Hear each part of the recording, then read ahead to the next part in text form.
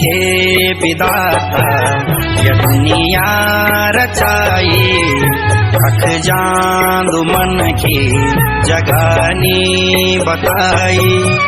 हे विधाता ये दुनिया रचाई, रख जांदू मन की जगानी बताई।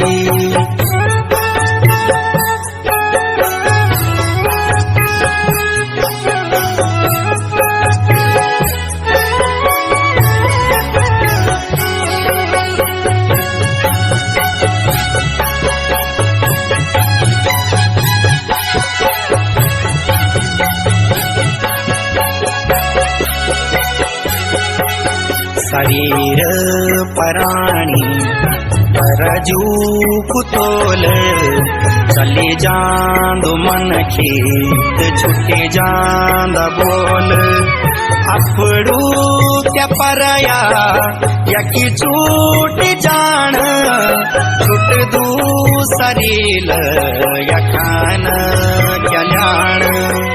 हे विधाता ये दुनिया रचाई, रख जांदू मन की जगानी बताई।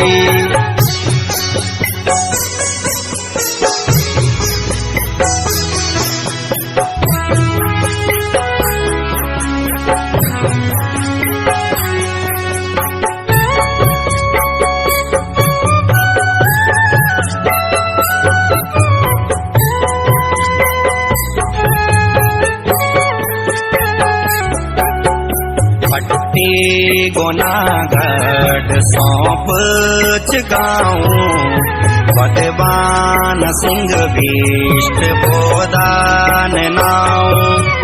तकते रुमन की यू काम काज, हसणो तो ब्यारी उदास के आज।